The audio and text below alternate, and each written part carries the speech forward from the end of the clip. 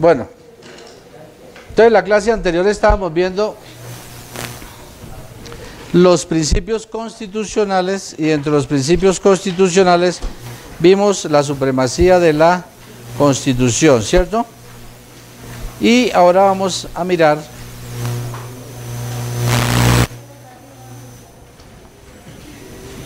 principios de la Constitución. Entonces, ya vimos supremacía de la Constitución. Creo que eso ya está claro, ¿no? Tenemos claro en qué consiste el control constitucional, de dónde deviene la supremacía de la Constitución, por qué el artículo 4 constitucional dice que la norma, la Constitución política, es norma de normas y que en caso de que haya alguna contradicción entre normas de inferior categoría y la Constitución debe primar la Constitución, ¿cierto, hijo? ¿De dónde viene ese concepto de por qué la norma constitucional es de mayor jerarquía que la norma legal?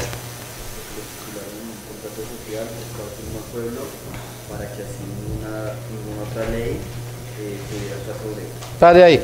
¿Eso es cierto? ¿Alguien ha escuchado eso alguna vez en su vida? ¿Que la supremacía constitucional deviene del contrato social? Señor.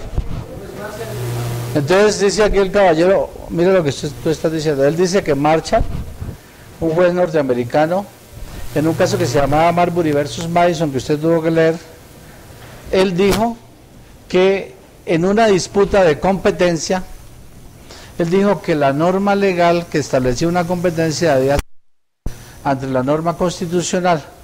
Pero ¿por qué eso es así? Porque a Marshall se le ocurrió. Entonces, ¿por qué?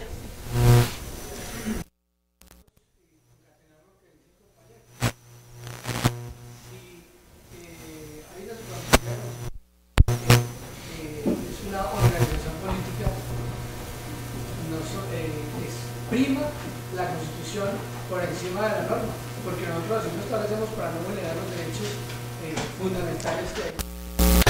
Cuando dice nosotros así lo hacemos, ¿se refiere al pueblo? Al pueblo. ¿Que es soberano? Siga, hija. Es que Marshall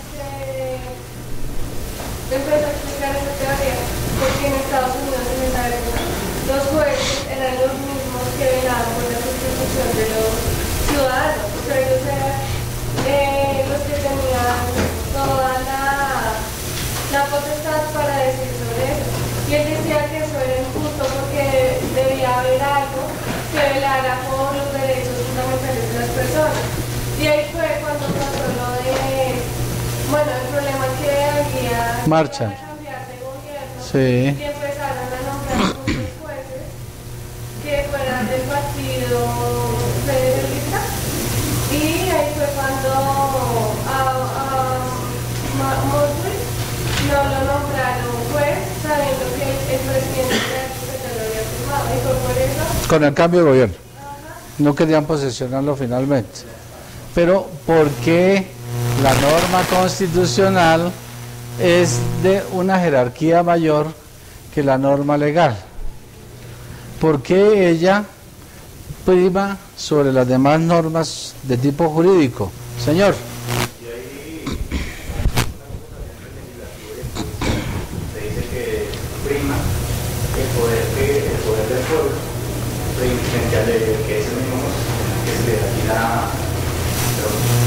al final de la lectura de la sentencia se hace en ese concepto que dice que no es que prime el legislativo sobre el judicial, sino que el coste de la norma está clara.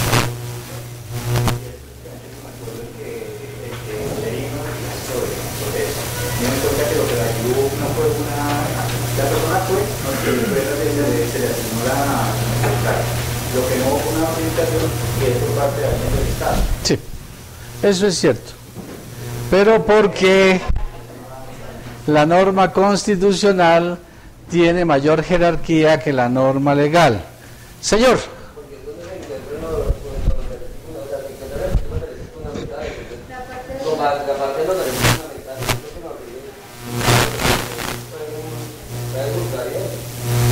¿Qué tal si nosotros jugamos con el concepto de poder constituyente? ¿Qué piensa usted, hijo? ¿Sabe qué es el poder constituyente? Ahí, en relación a eso, tendríamos en cuenta que el poder constituyente sería similar al territorio.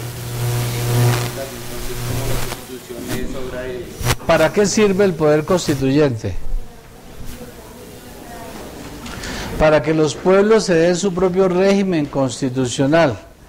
Es decir, para que hagan el texto de la Constitución. Pero adicionalmente para que lo puedan sustituir, derogar o modificar. Y si usted mira algo de lo que está diciendo por allí, la norma de tipo legal que expide el legislativo para el caso nuestro es una norma que está posterior y se fundamenta en la misma Constitución. Si usted mira la parte orgánica de la Constitución y mira la estructura del Estado, es la misma Constitución la que determina que haya un órgano legislativo, que ahora vamos a hablar de otro principio que es la división de poderes, colaboración armónica, controles y balances, pero sería división de poderes. Entonces es la Constitución, y ¿quiénes determinan que esa Constitución diga que haya un legislativo? ¿Quiénes lo hacen? El pueblo. ¿Investido de qué?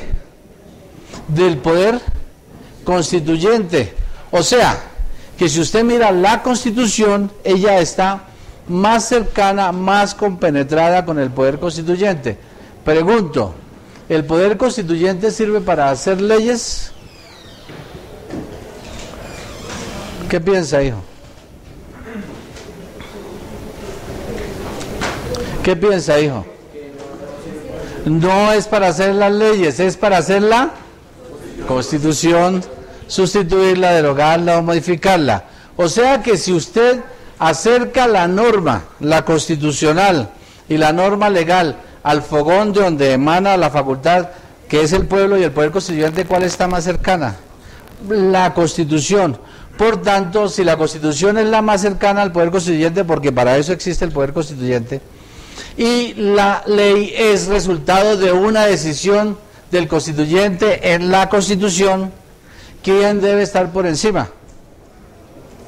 La norma constitucional. Tal vez Kelsen la puede explicar de diferente manera, pero él lo fundamenta en el concepto de sistema jurídico y jerarquía de las leyes, que ya lo mencionamos. Pero en el fondo, Kelsen tampoco desconoce que la norma constitucional es de mejor calidad, más legitimada que la norma legal.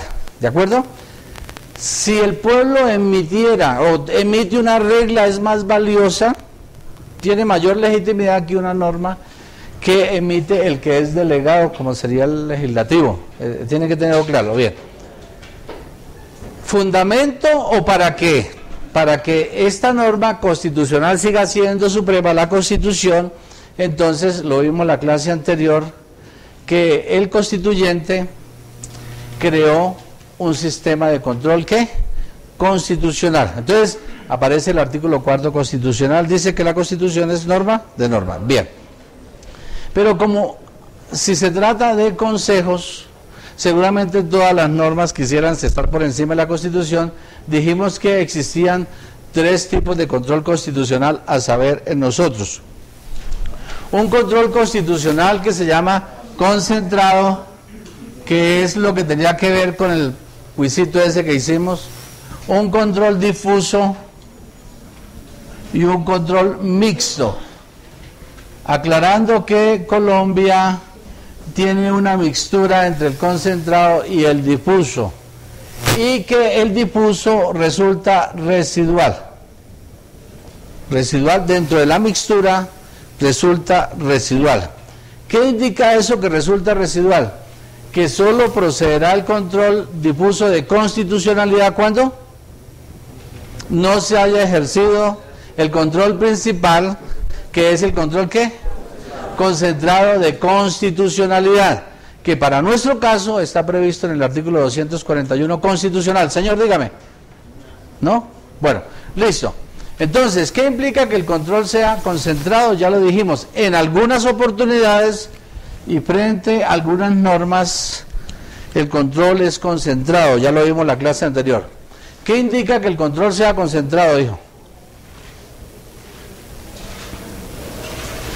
¿Qué indicará eso?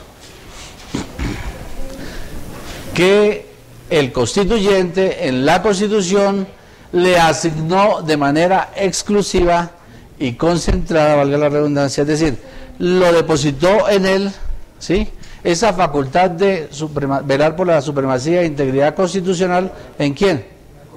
En la Corte Constitucional. ¿Listo? Corte Constitucional. Y dijimos que ese control concentrado podía ser previo o posterior, ¿cierto? Previo o control posterior. Pero que este control previo podía resultar en un posterior, ¿cierto? ¿Cómo sería eso? El control previo, ejemplo, tenemos en el quiz del día de hoy. Las leyes aprobatorias de los tratados internacionales tienen ¿qué tipo de control? Previo, es decir, que se ejerce antes de ¿qué? Que el tratado internacional sea ratificado. Una vez sale del Congreso, 4 debates en una legislatura, pasa a sanción presidencial, lo sanciona el presidente y tiene 10 días para enviarlo a la Corte, ¿cierto? Para que la Corte se pronuncie frente a esa ley y frente al tratado aprobatorio en un control concentrado y previo. De tal manera que esto determina si el presidente puede o no ratificar el tratado internacional. Que el trámite de ratificación no es nada más que dar el consentimiento de manera definitiva. Decir, el representante del Estado, que es el presidente, decirle a la comunidad internacional o estados pactantes, mire, me comprometo de manera definitiva a esto. Y una vez el tratado entre en vigor, yo entro a responder internacionalmente sobre el asunto. Ese es. Entonces, el control concentrado previo, un ejemplo, la ley aprobatoria de los tratados internacionales. Pero también hay un control posterior. Las leyes ordinarias, en general, tienen un control de tipo posterior. ¿Qué quiere decir eso? Hijo, usted, que no alcanzó a presentar el quiz.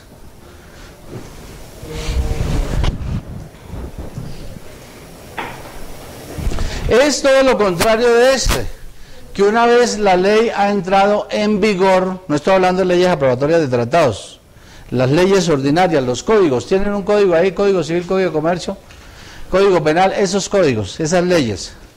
Una vez la ley ha entrado en vigencia, ¿sí?, en vigencia, se hace aplicable, se hace exigible en el ámbito interno de la nación o del Estado colombiano. Entonces, cualquier ciudadano puede presentar ¿qué? Demanda de inconstitucionalidad vía control constitucional, así de sencillo. Yo les decía tal vez en alguna oportunidad que si alguien encuentra una norma que resulta inconstitucional en el Código Civil de 1887, pudiese demandarla. ¿Qué le impediría que la demandara? Que ya haya un pronunciamiento sobre el mismo argumento, sobre la misma norma, por la Corte Constitucional, porque hace tránsito a cosa juzgada constitucional, tiene efectos de cosa juzgada constitucional, ¿de acuerdo? Y entonces, ¿cuándo procede el difuso? Si es residual, el control difuso, para que veamos que es mixto, ¿cierto? El nuestro, el colombiano. ¿Cuándo procede el control difuso? ¿Cuándo? Siendo el control posterior, porque siempre el previo se hace.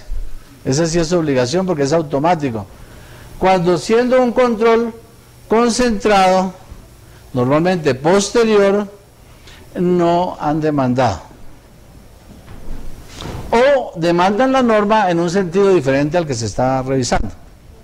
Entonces, cuando el operador jurídico encuentra que una norma es visiblemente, ¿qué?, contraria a la Constitución, tiene que hacer ¿qué? Inaplicarla, ¿cierto? Mediante una cosa que se llama la excepción de inconstitucionalidad. Excepción de inconstitucionalidad. Diferencias tiene esta entre esta, porque las decisiones del control concentrado tienen efecto que erga omnes y de cosa juzgada constitucional. Erga omnes, ¿qué es eso, hijo? Es un efecto general para todos los que se coloquen bajo esa norma, ¿no? que ha sido objeto de pronunciamiento. Y la norma jurídica, en caso de ser declarada inconstitucional, desaparece del mundo jurídico. ¿De acuerdo? Con una diferencia en si la excepción, la inconstitucionalidad declarada de manera concentrada es de forma o de fondo. ¿Qué diferencia hay en eso, hija? Tú. ¿Qué ocurre si la inconstitucionalidad, el fallo de inconstitucionalidad de una norma se basa en una inconstitucionalidad de forma? Que puede volverse a presentar un proyecto de ley que recoja esa norma jurídica y se soslaya, se arregla el procedimiento y entonces puede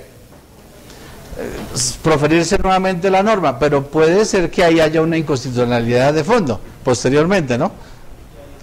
Y entonces, si la inconstitucionalidad es por vicio de fondo, ¿qué ocurre, hija? ¿No ocurre nada? No puede volverse a presentar un proyecto de ley que recoja la norma jurídica declarada inconstitucional por vicio de fondo. Pero, ¿qué tal si yo les dijera que puede generarse una excepción a ese principio de que la norma declarada inconstitucional de fondo pueda resultar constitucional a posteriori? ¿Cómo sería eso? Señor, diga, duro.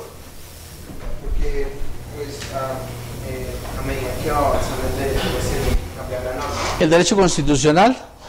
Es decir, usted quiere decir lo siguiente, que la constitución política puede ser derogada, ¿sí?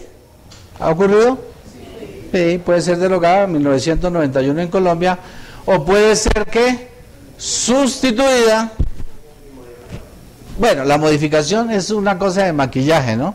Porque es lo que puede hacer el Congreso. Pero nos referimos a que la Constitución en una norma que sustenta el Estado se sustituye, se coloca otra, y pudiese ser que esa norma nueva permita la constitucionalidad de una norma como la que ha sido declarada inconstitucional. Y entonces ahí desaparece la prohibición y podría, ¿qué? Volverse a presentar un proyecto de ley que recoja esa norma que fue inconstitucional por vicio de fondo, esto por la constitucionalidad sobreveniente, podría ser. ¿Listo? Pero ¿qué tal si yo les dijera que también puede haber una inconstitucionalidad sobreveniente? Es lo mismo, pero en sentido contrario. ¿Cómo sería? Cualquiera de atrás. Señor, usted. Anda volando bajo, ¿no? ¿Está pensando en el 1? En el 0. Hijo, ¿cuál sería la hipótesis de una inconstitucionalidad sobreveniente de una norma que ha sido declarada constitucional? ¿Eso es posible? Bueno, la jurisprudencia de la Corte Constitucional ha tratado el tema y ha dicho que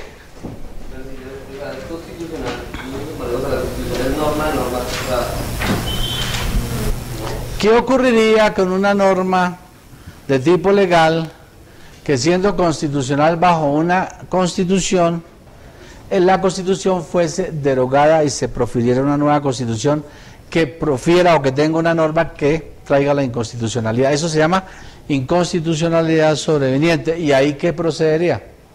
Aunque el control sea previo, la Corte ha dicho no se puede permitir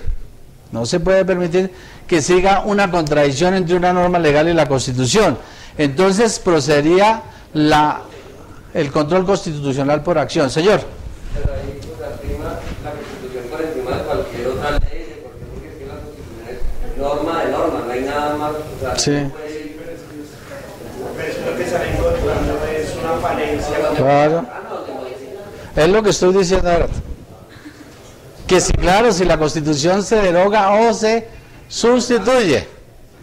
Entonces la jurisprudencia de la Corte ha dicho, no se puede permitir que exista ese choque entre la Constitución y la norma. ¿Quién tiene que ceder ahí?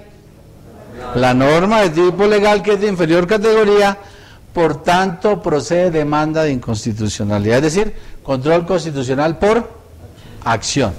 Muy fácil, ¿cierto? Queda claro entonces por qué el control de constitucionalidad colombiano es de tipo mixto. ¿Por qué? Porque en algunas oportunidades el control puede ser concentrado y en otras puede ser de tipo difuso. Digamos, cualquier norma jurídica que no haya sido objeto de demanda y que el control sea posterior, si llega un operador jurídico y él la encuentra visiblemente contraria a la Constitución, ¿qué tiene que hacer? Inaplicarla inter partes, no con efecto erga omnes. Y eso permite entender que el control concentrado es el primordial, el control difuso se ejerce a excepción de este de manera residual, que entonces la sumatoria de los dos da un control ¿de qué tipo? Mixto de constitucionalidad. Eso es lo básico que ustedes deben saber sobre supremacía de la Constitución.